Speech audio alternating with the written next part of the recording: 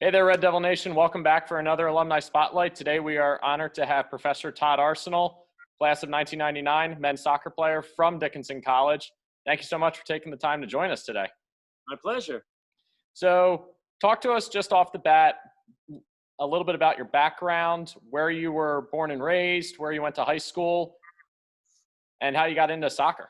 Originally from Connecticut, Milford, just outside of New Haven. And I went to high school in Fairfield, Connecticut at Fairfield Prep.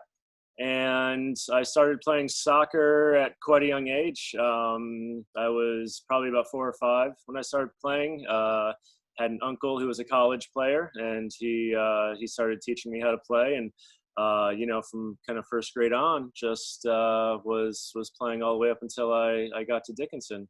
How did you get to Dickinson? How did you find it, or did they find you? Well, it's an interesting story, actually. I started off at another college, actually. My first year, I was at a college in New Hampshire. I went there to play soccer. It was a Division II college. And what I found when I got there was it really wasn't the academic experience that I wanted. And so at that point, the sort of priority of playing soccer even, I don't want to say it fell off, but I wanted to find in a school, an institution that fit what I wanted in terms of an education. So I actually very quickly, after a month or two, realized that I needed to start looking at other schools. And I started looking at schools in Pennsylvania. I knew I wanted small liberal arts college, and being that there are many in this area, I started checking things out. And when I came to Dickinson, it just, a lot of things felt right about it. I wanted to study art, and the art department here is very strong. And even things like, the interview admissions, they treated me much better than I'll just say it, some of the other schools who I was a first year transfer, and I was trying to transfer halfway through my freshman year. And that can be a tricky thing to do. A lot of schools obviously kind of want you to write out that first year. But I was really fortunate to come to Dickinson, and just, since then, yeah, I'm here. And it was an incredible experience in terms of academics and sports for me. I don't know if I would have been able to continue playing sports at a Division II school, because it was just, I wanted more of a balance between academics and sports. And I think at where I was initially, the focus really had to be on sports, right? So tell us about your experience here as a student athlete. You're a decorated soccer player making the all-conference team. What was your time like wearing the red, and what was it like being a student athlete on this campus? It was really incredible in many ways. And the first thing I'll say is that that balance for me was just, it worked out perfectly, in that I had, I felt like I was able to have the time for classes, had time that was dedicated to soccer.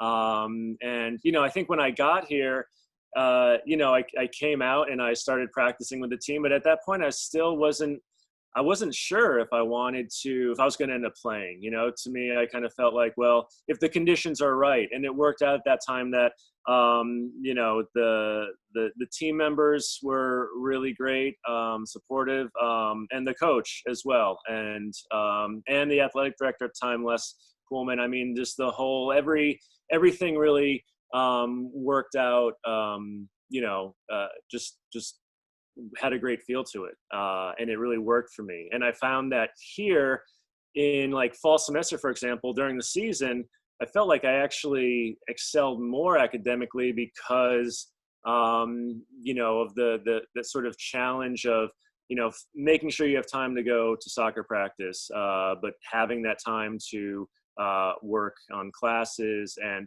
it pushes you to really focus. And again, I felt like I was encouraged to focus. Academics were pushed first. And of course, yeah, soccer was important, and we had a really good team, but that it worked out really well for me. You found a passion in the arts. Talk about how you found that, how the professors here helped cultivate that, and why you really fell in love with doing what you do. Yeah. I mean, similar to soccer, art was something that I loved and was passionate about from a young age. And it was something that I knew that I always wanted to pursue. It's tricky because you don't really know what that means until you, develop as an artist, get a better sense of what things you might be able to do. But coming here, the faculty in the art department in art history and studio art were extremely supportive and really treated me as really had my best interests in mind and pushed me to be the best I could, but also pushed me not to just I think that what's great about the department here, and one of the reasons why I came back, it's not about putting students in a box and saying you just need to, develop these skills in this certain way, but really trying to understand strengths, just similar to being on the soccer field, right? Like, all players have different strengths, and you're going to be better if you identify and build on those as opposed to trying to make them fit in a certain box. And so in the art department here, I felt like I was really able to understand who I was as an artist, understand my strengths, understand my weaknesses, and I was able to really build on the things that I was good at, and then develop in areas where I was weaker and have a sense of where I wanted to take it after college, thinking about going to graduate school.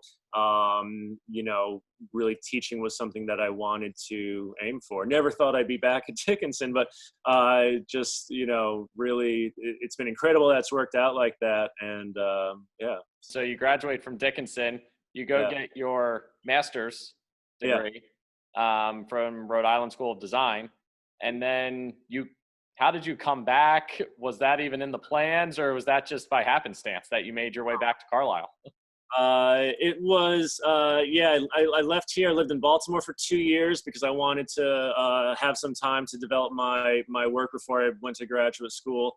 Then I went to Rhode Island School of Design up in Providence for 2 years. I moved to New York City after that, and I was in New York for a while. And a few years after I was out of graduate school, I was talking to Ward Devaney, who's faculty in the department here, and someone who I was certainly close with, considered him a mentor. And he was mentioning that they were looking for someone to teach a class in digital technology and essentially Photoshop and imaging and digital art. And as I was talking to him, we said, well, that's kind of your area, right? Like you can do that. Do you want to maybe come down from New York, a couple times a week and teach? And I jumped at the opportunity. And it really ended up being pivotal in my development as an artist as well. I think coming back here and thinking about some of the things I learned when I was here as a student that maybe I'd forgotten, along the ways you develop, sometimes you leave those things behind, but there's some really, I think, important fundamental things that came back to me when I was first teaching here. And so that led into, I taught one semester and I thought that would be it. And then some other opportunities came up for teaching. And then suddenly a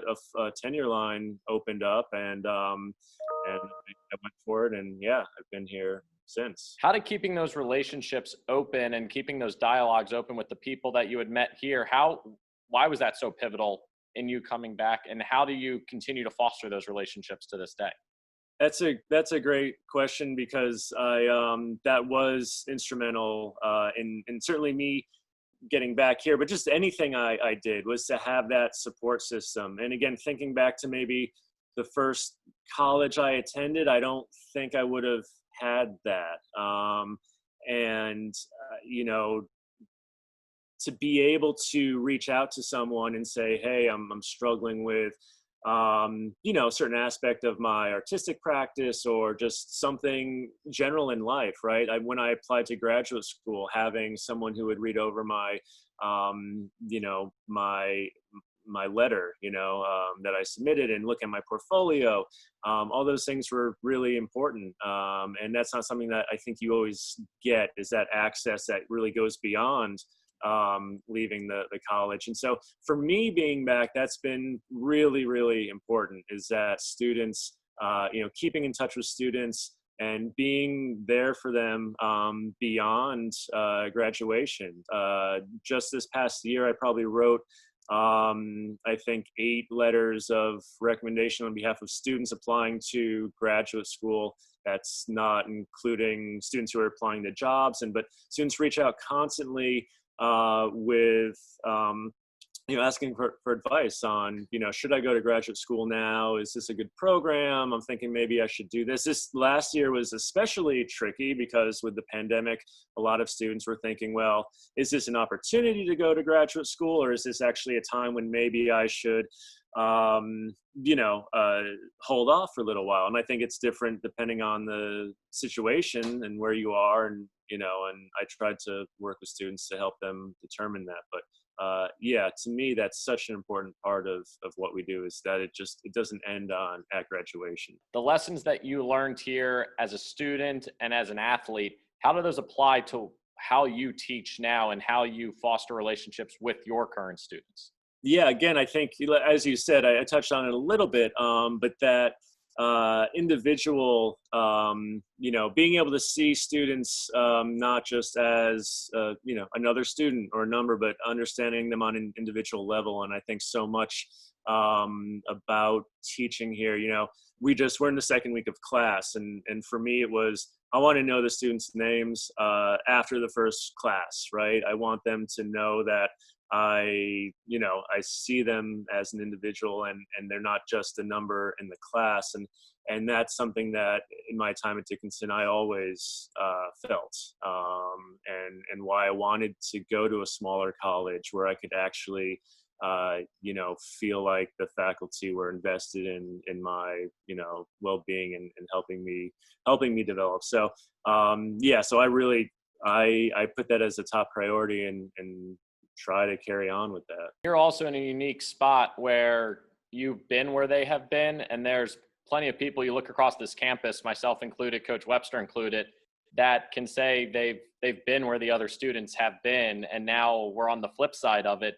Why do you think so many people such as yourself come back and stay at Dickinson and want to give back to the school in a way that you might never have thought of when you were a student? I think there are probably various reasons, right? Depending on who you are, but to come back to a place that was so instrumental in helping you become who you were, and the relationships that you still have here, and wanting to, I think, it's so much about evolution. I mean, I think the thing, a lot of things that I learned from faculty when I was here, some of them who are not here anymore, it's carrying on the things that they taught and the ways that they taught us, and the, what they had invested in us, but also building on that, right? Thinking, how can we go further? How can we make this experience even better for students, and understanding how things, generally, how things change. But yeah, I think that there's, it's such a, I mean, it's amazing to be here because of, there's so many aspects. I mean, the student body is incredible. I think what we have in the art department is incredible. And the sense of community here is something that you're not, you don't get everywhere. So as far as I know, I mean, in my experience, but I mean, it's a no-brainer to think I could come back here and be part of be on the other side, right? Why are you proud to be an alum of Dickinson College, and why would you encourage more people to come to a liberal arts school such as Dickinson?